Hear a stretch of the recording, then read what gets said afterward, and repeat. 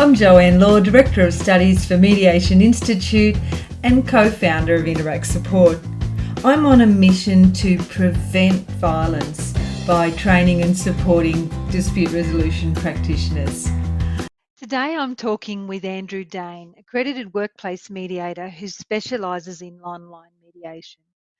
Andrew's going to share with us his absolute passion for online mediation and also some hints and tips for mediators who are establishing their professional practices.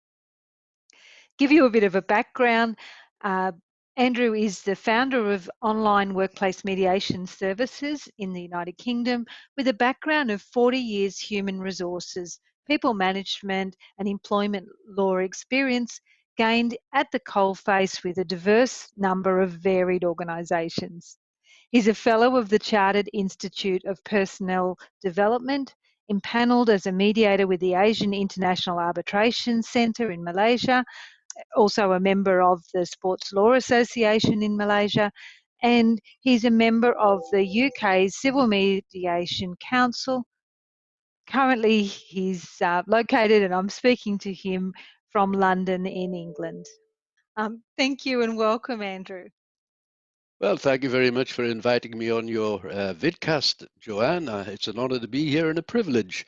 Thank you. Yeah, well, from a very cold London, I'd just like to say that my experience of online mediation is that how I got into mediation probably was for a number of years, I acted as an HR manager with various companies, and for the last 15 years, I've been doing self-employment, and I was probably done about 50, in excess of 50 employment tribunals. My very first one was in 1976 when they were called industrial tribunals. I got very tired of grievance hearings, disciplinary hearings, appeals. They were destroying relationships. So I thought there must be a better way. So what I did was to a self-funded residential accredited workplace mediation course. It was 5 days, very intense. And then afterwards, I made a 20,000 word dissertation to the Open College Network and eventually became an accredited workplace mediator. Then I became very interested in online mediation and found that there is so much useful advantages of online mediation. There's no cost involved. That's the main thing, and you can do more on online mediation than you can in doing face-to-face mediation. Or we can have a blend. It's good for. Yeah. Sorry. No. What you can't see in this podcast is that Andrew's sitting apparently in front of a lovely view of the Thames and Tower of Big Ben and the London Eye. Very impressive. And he talked to me a little bit about his use of green screen technology and virtual backgrounds in the mediation process. When I first meet them, if you were my client, what I would do if you were in an office somewhere, I don't know where, I'd go on the internet, find out, get a picture of the outside or the inside of your office, and I'd put that as a virtual background. And I've had people saying, "Are you outside?" That's, Oh, I said, that's no, no, no. wonderful. And it really it engages with them, the inside of your office, and I'd put that as a virtual background. And I've had people saying, "Are you outside?" That's, Oh, I said, that's no, no, no. wonderful. And it really it engages with them. Video online mediation is a different technique, isn't it? It is. Yeah. You find that it is, and I mean, I find it quicker. Do you? Do you find it faster? Yeah. You reach it. Yeah, for Yeah. some strange. People tend to be able to be a little bit more focused. Yes, yeah, and I find that that helpful. And what I'm going to do is download some music. So when they're waiting to come on, you can put computer to sound on computers so they can hear the music whilst they're waiting, and it has a soothing effect. Okay, in the Yeah, there's waiting room. Okay, I didn't. yeah, you can do all Didn't that. realise. Now, Okay. what Zoom are doing, I've got a green screen behind me, for Yes. the virtual Yeah. background. Yeah. So I noticed you did your online training originally with Giuseppe Leone. He was my first introduction into online mediation as well. I think for many people around the world, he has been. Yeah, the virtual mediation lab in Hawaii. That's where, Yeah. yeah. So, I mean, it was quite a revelation. I've always been interested in communication, so talking to people all over the world didn't really make any difference. But the thing with online mediation is, if you're doing it in different countries, different continents, you have to be very aware of the cultures. You know, I may make a joke to you, and you may not find it funny. Mm. So you have to be very careful. But that's Yeah. basic. One of the things, the cultures.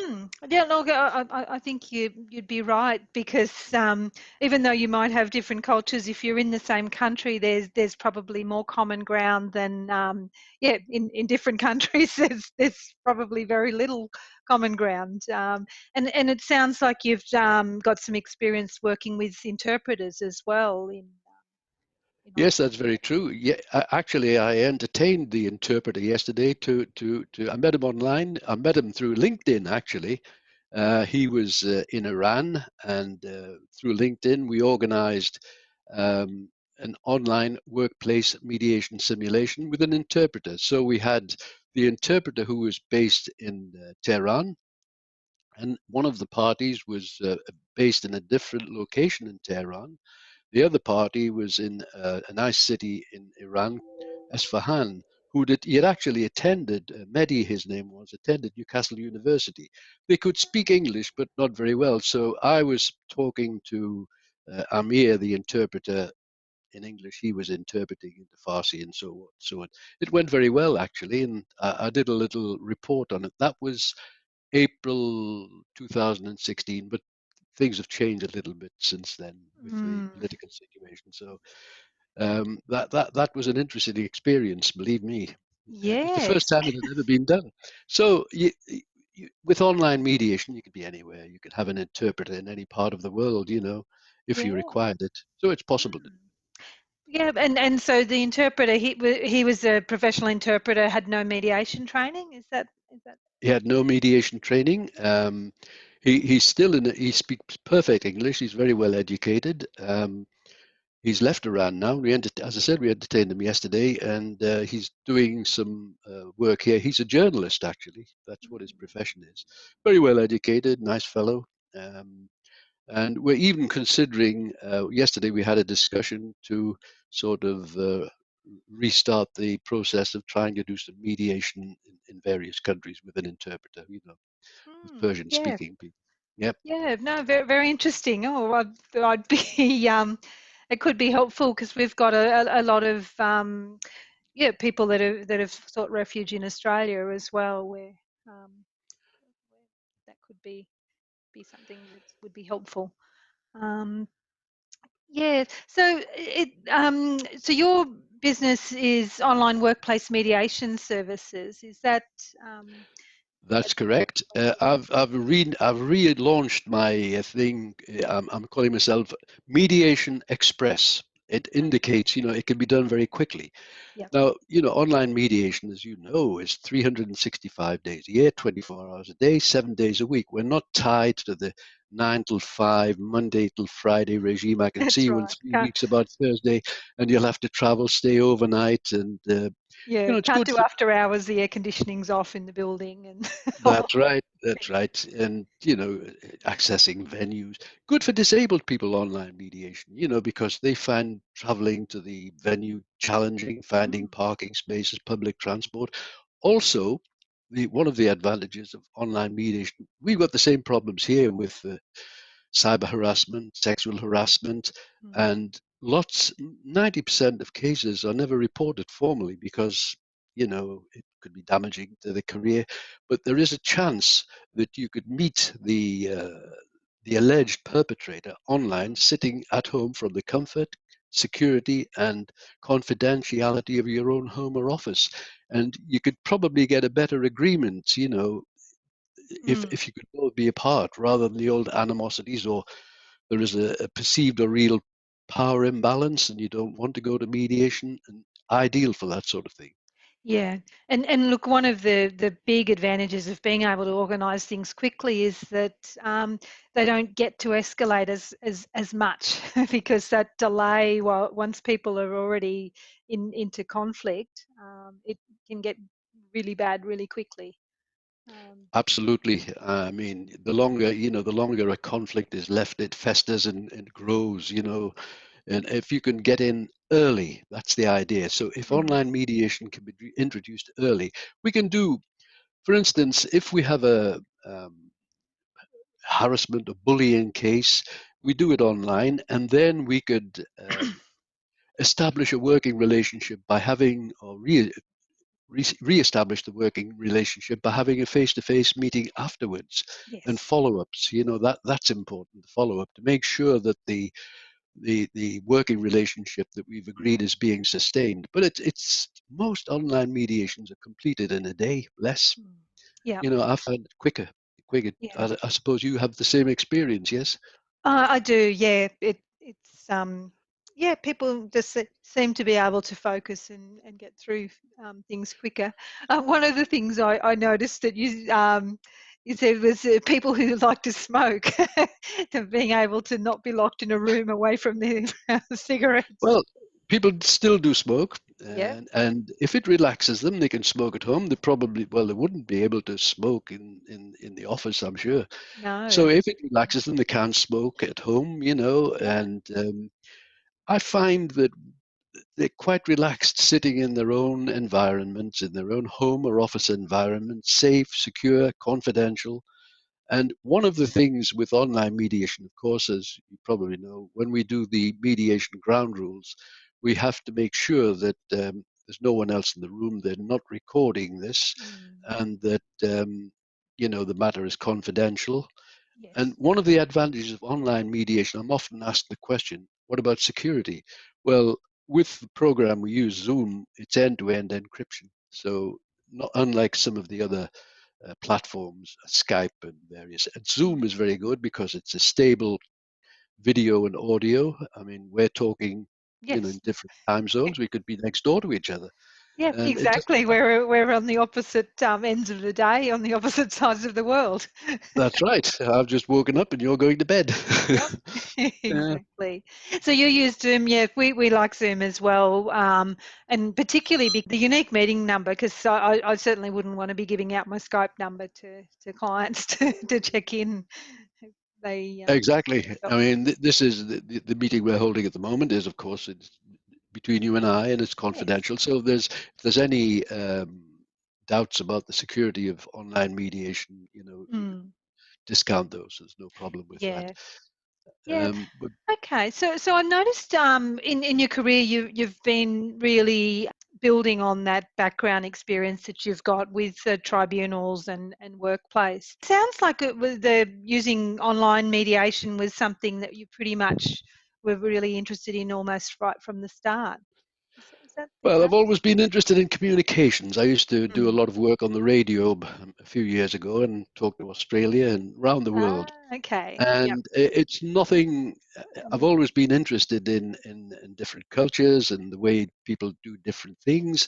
And one of the things that I do actually is online workplace mediation simulations. They're complementary.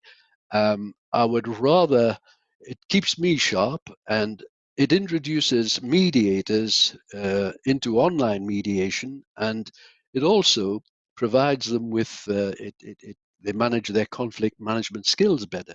It's Mm. better during a mediation simulation to make your mistakes and Yes. learn from them rather in the real mediation, the Yes. live mediation.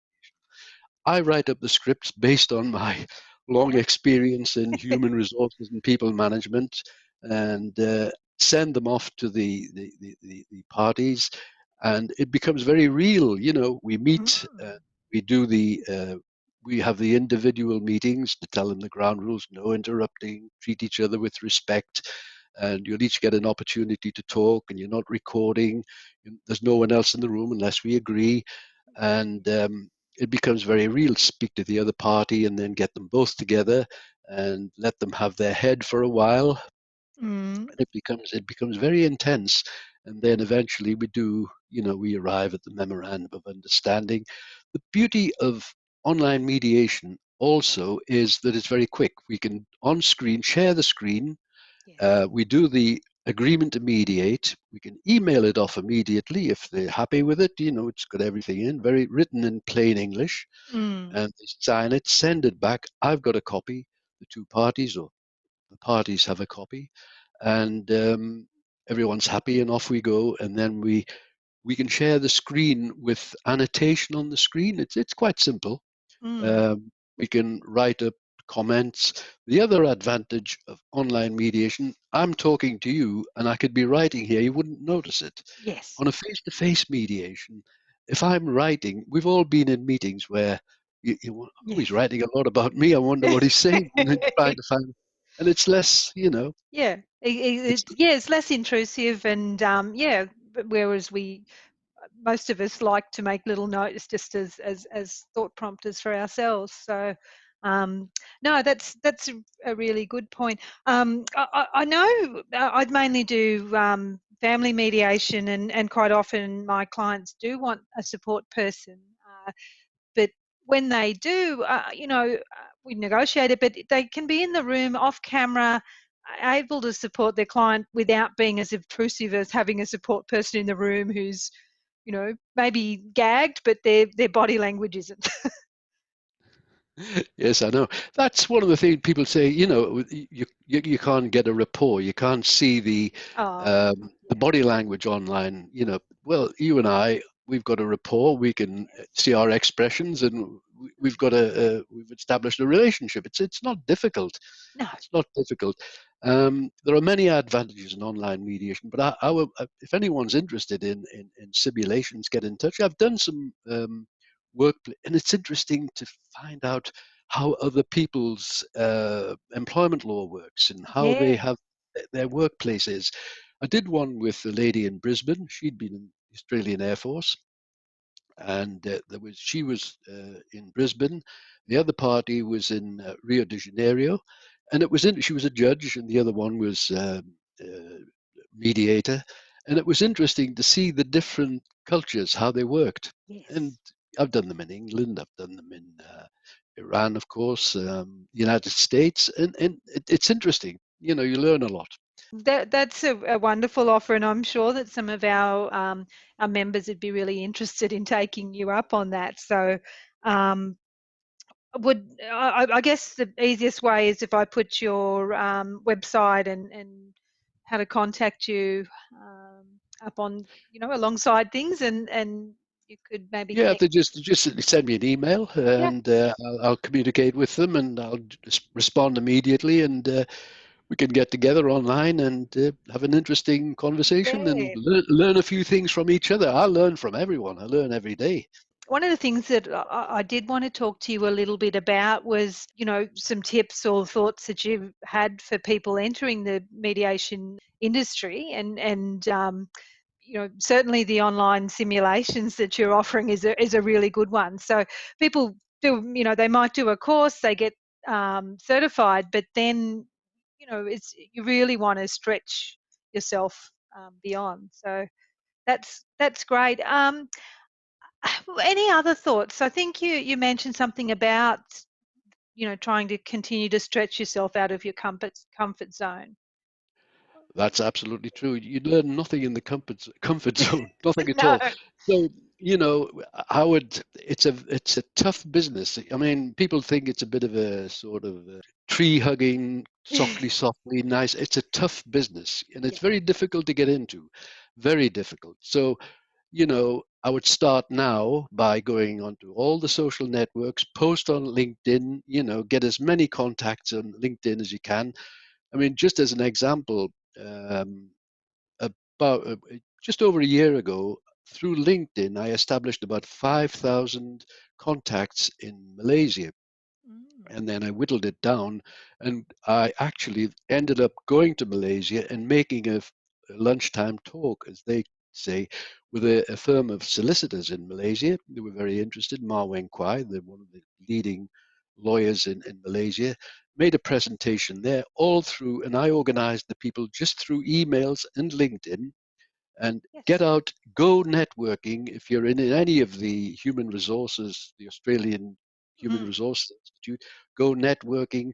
It's very tough, very difficult, but start now. do the online mediation simulations with me, or anybody else for that matter, but I would invite you to come with me. Um, Use social networks, LinkedIn, Twitter, Facebook daily. Keep sending the message out about online mediation. Tell people what you can do, who you are, where you are. And I spend probably the first hour of each day from 5 till 6 just answering stuff on email, on LinkedIn, sending happy birthday, congratulations on your new job. Keeps you in the picture.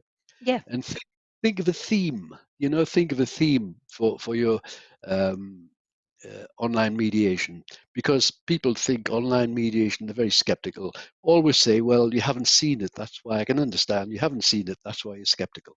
Yeah. But by all means, start early, keep going, it's tough, and step out of your comfort zone. You never learn anything sitting there comfortable. No, exactly. And look, the very fact that we're speaking is testament to what you're saying, because you did wish me happy birthday. Thank you very much. And I had a look at your profile and said, "Oh, wow, this guy really got some experience, and he's doing some interesting things. I might just ask to see whether he'd be interested in sharing some of your knowledge." So yeah, you've got this opportunity to, talk to people in Australia and whoever else listens to this recording, simply by wishing me happy birthday. There you go. We're all human beings, there's no rocket science in it. It's just being nice to people and, Yes. helping and being pleasant. I found out through my life that everybody's the same, race, color, religion, doesn't matter what you are. We're all the same. We're all looking for one thing, happiness. Yeah. Yes, absolutely. That's it. Exactly. And I guess the other thing that you mentioned was about the unconscious biases, which is something that we've all as mediators have to be constantly thinking about. The very fact that they're unconscious means that they're not as clear to us as they could be. There's a Thoughts about? program on, when I was doing my 20,000 word dissertation for the Open College Network, I accessed a website where you could actually determine whether you did have unconscious bias, and, Oh, and it's quite interesting actually, but we all have them. yeah, Everyone has it, so yeah. you've got to be very conscious that Mm, if you're dealing with a different name, a different culture, a different religion, yes, that you have to be very careful. that's right. What are the Um, and assumptions I'm making? yeah, Okay. get them. Yeah, and one of the big things is listening. Mm, yes, I hear, but I don't listen, yes, because most people are waiting. When someone's talking, they don't take it in. They're waiting to think, what am I going to say, in response to this? But it's best to try and listen. It's a skill. Listening skills are very difficult, aren't they? mm, To listen to someone, what they're saying, and then thinking about it. And as you know, we reframe their comments, tone them yes. down. But listening is the big thing. Oh, Um, look, it's it is it's a tough very business. yeah. Look, it's very true. That's one of the things that I find is really obvious to me, because I train mediators, how how little people check in to see whether they've understood. So it's that active listening of that. So they listen, or they think they're listening, and then they continue on without actually saying, is this what you mean? Yes, And uh, I guess that's the gift we bring into that relationship as mediators, isn't it? Um, it is. But there's always a point in a mediation when yes, I'm getting there. When they start to talk to each other in sensible terms, because what I tend to do, I did a mediation. It was a face-to-face mediation with two fellows who'd fallen out for 20 years actually, and the client rang me and said, "We need your services." And they worked in a very dangerous situation in a tunnel, and they were very angry with each other and all sorts of things. I'll not go into the detail, but I thought, well, how can I get these guys after 20 years to see each other? And it was toxic. So they worked in a very dangerous environment. I've been in the control room of the tunnel, and we have going through the tunnel hazardous materials, petroleum, all sorts of things, and they have to watch very carefully. So I thought, how can I get these guys to understand? So I thought, well, there was a case in 1972. It was British European Airways, quite true, this one, where there was a captain and two first officers on the Trident. And BEA were going on strike at that time, and the captain, who was ex-Air Force, said aviators shouldn't go on strike, and they began to argue very much on the ground. And very, very, they wanted to go on strike, and the argument continued onto the aircraft. And when they got up to about 1,500 feet, someone had written on a whiteboard some derogatory remarks about the captain, and the argument got out of hand.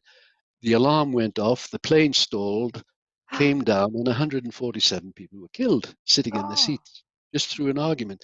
And I said, look, I said, if you two guys, I said, you take your eyes off the monitor.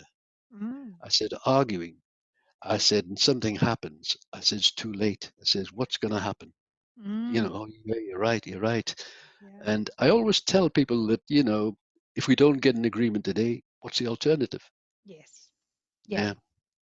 Yeah, absolutely. And that bringing the reality of the situation to people front and center, not in a coercive way, but it's the reality.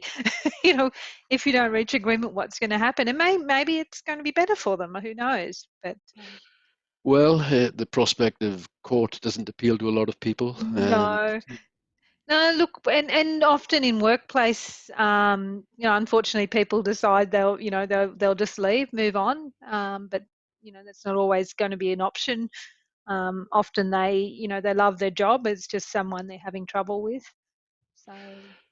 Well, yeah, there's always that opportunity that we can arrange a settlement agreement, and everyone ends friends. We all end up having you see, we don't expect these people, when they've got a working relationship, to be buddies and go out have a pint with them at night, and and the family is around. But we expect them to, have a working relationship. That's the thing.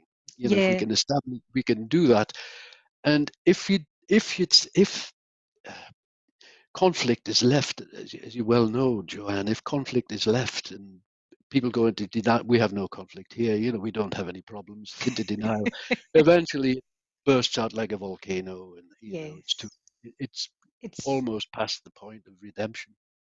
Absolutely. So, well, and one of the things that you just said a moment ago was about what people expect, and I think that's often the root of things, isn't it? That people have different expectations, but they don't talk about it, and so someone's not meeting their expectations, and they didn't even know that that was what they were expected to do. Very often the two parties are sometimes a little embarrassed that they've got into this situation, and and they speak to each other through a mediator for the first time, online, especially online, and they didn't realize that the other person's perspective is what they thought it was. And and oh, right, I understand now, and it's quite It's true. amazing, isn't it? And you just see this impenetrable knot that they've got themselves in just starts to unravel as soon as they start to show some understanding and recognition of the impact of maybe their behaviour or just the conflict has had on the other person. Well, it spreads, and I mean, if you look at it from a commercial point of view, how much is it costing the organization? That's what it all boils down to in the end. How much is it costing? Oh, Because it's massive. The amount of time that people are spending thinking about the other person, the conflict, the issues, telling other people. We know that the dynamic of conflict, people will start trying to recruit people to their side. That's and just it what you spreads to do. partners, wives, husbands, Yes. endless fights, sleepless nights. Oh, endless fights and sleepless nights. Yes. and often those secondary people get even more involved than the initial ones. Very They get true. very, very upset on behalf of the others. But And just to think, it can all be resolved by sitting down and talking to each other. yeah, Absolutely. And the good mediator, it's very difficult. It'll take years to become a good mediator. You know, you need a good background of understanding people and no unconscious biases. Um, Understand other cultures. The other thing I wanted to mention, Joanne, was with online mediation, lots of people are working. I may have mentioned this before, forgive me if I have, but lots of people are now working from home offices, Yes. and the global multinational companies, they can be in, the employees can be in different continents or countries, different time zones, but there's still the potential for conflict. I mean, if you and I were working, and we were working, we could have a disagreement, even though we're not in the same country or continent. Yes. So online mediation is ideal for that. How much would it cost if you and I had a disagreement and And we it had to was get face to face. we had to get face to face? I mean, We'd have to meet in enormous. Singapore or somewhere. But although I wouldn't mind coming to London, so I'll Uh, come and have it out with you over there. But yes. no, we wouldn't Yeah, need to. We could just jump well, yeah, online. we'll accommodate you. You know, we can get you some less accommodation and. Yeah, look, I think that's the reality and definitely the direction that we're moving. Even in the 5 years since we've had Mediation Institute, the resistance to the concept of online mediation, even in the training sphere, has just changed around dramatically. 5 years ago, I'd say to people, "Oh, well, you know, you're going to be learning and practicing online." They're like, "Oh, I'm not sure." Now I say it, and they say, "Oh, that's great. That's going to be very convenient." I mean, there's a number of countries now. Their courts are online. They're Yes. doing a lot in states in America. You know, in the US, they find it very convenient. People who don't have to travel to court to pay a fine. You know, for parking fines or um, motoring offences, that sort of thing. Uh, the in the UK, the government are spending 1.2 billion pounds on virtual courts, and they've started testing. It's going ahead. The United Arab Emirates, theirs is almost up and running. Yeah. It's happening in New Zealand. I know they're and India. You know, it's happening. 10 years ago, you hadn't an iPhone. You know, now you do everything. You know, That's right. Yeah, it's very easy for clients to dial into their meeting like this on a phone. Definitely. it is. It is. Um, I mean, there's no special equipment needed. You don't need any special IT skills. no, Um, no. just click and you're on, and Yeah, if you off can we click go. a link, then you're on. That's it. Yeah, absolutely. So from the point of view of a mediator, it's definitely a skill set that they should be looking at cultivating now, um, to to Well, be able the to. world's changing, you know, and if you Yeah. don't move with the times, you get left behind, and step out of your comfort zone, and you know. Absolutely. So, look, I really appreciate your time. I'm realising I'm taking a fair bit of your time up here. So, look, we might wrap up, but just you know, is there anything? Actually, step out of your comfort zone is a really good thing to finish off on. But are there any other final thoughts that you had? Well, just remember, just to summarize, you know, uh, do online mediation around the world, learn about other cultures, be careful, Eddie, don't make jokes because they may be offensive. You may think they're funny and the other person might not. You can introduce humor into a mediation. It can sometimes lower the whole tone of the thing, but you've got to be very careful. Using humor can work, but be very careful of that. And work hard, go on social networks, do the online mediation simulations, learn about other people, and step out of your comfort zone. Yeah, yeah, absolutely. That's a wonderful summary. And I guess just thought with new mediators, co-mediating online is a very easy way to you know, have those training wheels on when you're first starting out. Um, as you mentioned before, you know, you can't expect to come out of training and be an expert. That's very true. It's like learning to drive. You know, you do all the right things, and then when you pass your test, you learn to drive. Yes, exactly. And, you know, video mediation means that you can have a mentor in wherever and That's right. work with them as you need to. Well, you've got nothing to lose, nothing at all to lose. We all gain from it. I learn all the time. Yes. Every day. So, please just email me, and we get together and through Joanne, and we'll establish a relationship and do some good online mediation simulations. That sounds wonderful. Okay, well, thank you very, very much. Mediation Musings is a series of conversations with mediators and for mediators.